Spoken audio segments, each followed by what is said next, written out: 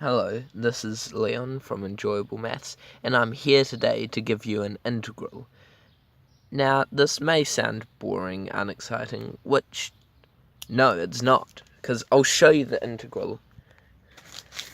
I just have it written down over here so I don't forget the exact one. It's the integral, and it's an indefinite integral of the square root of cosine x times sine x all over the square root of cosine x plus the square root of cosine x times cosine squared x dx. Now, this looks scary. It has a bunch of radicals, some trig functions, sine, and a lot of cosine. But it works out really nicely. I love this integral.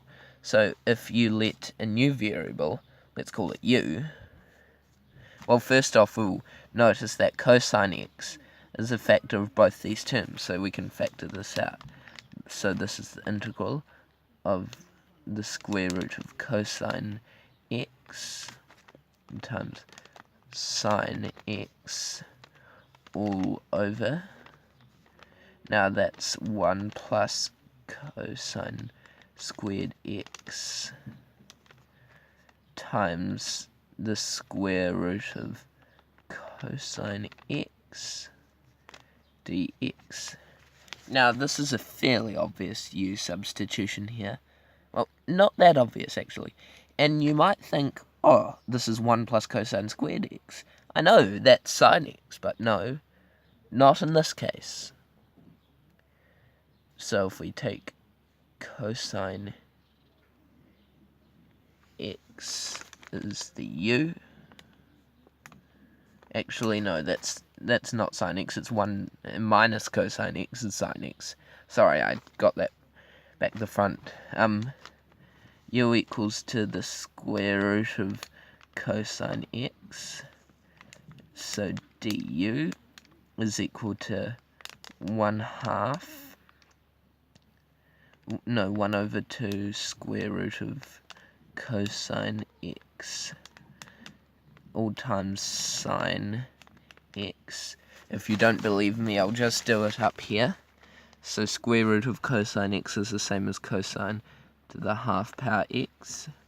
And to differentiate that, a half cosine x to the negative 1/2, but you got to multiply by the derivative of cosine x, which is negative sine x. So that, I forgot to put the negative here, but it still all works out really well. And then we have the dx here. And then, to find what dx is, we just divide both sides by this. And here we have square root of cosine x, which is just equal to u. So this is 2u du all over negative sine x is equal to dx. So if we put all this back here, we get the integral of square root cosine x, that's our u times sine x times 2u du all over negative sine x, and that's our u, so 1 plus cosine squared x times u times negative sine x, put brackets around that, u cancel, sine x cancel, and then we have, oh yeah, and what's cosine x in the u world? Well, if you just take the fourth power of both sides, you get u to the fourth is equal to cosine squared x, and that's what we have here.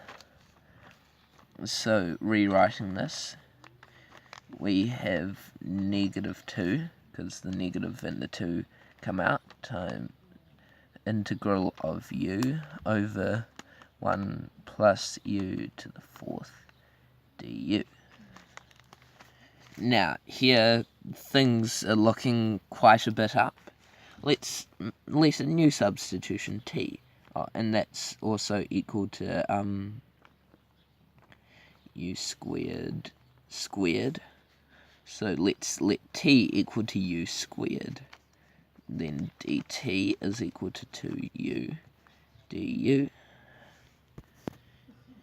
And let's divide both sides. Dt over 2u equals to du.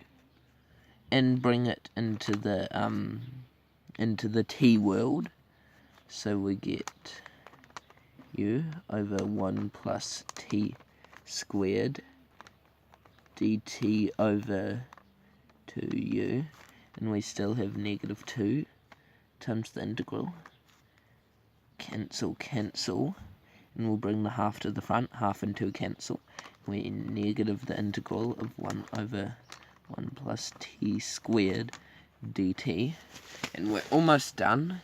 We know that this is the inverse tangent of t, and that's very easy to prove. You just let a new variable, let's say w, and say that the tangent of w is equal to t, and you should be able to do it from there. But anyway, that's besides the point. That's the inverse tangent of t.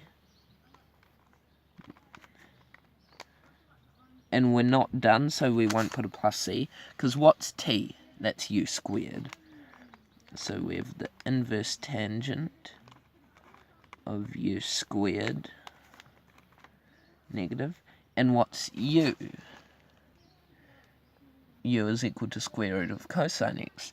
Square root of cosine x squared cancel, and we get negative inverse tangent of the cosine of x. Now, there probably is a way to simplify it, but I think that this is just better left as is.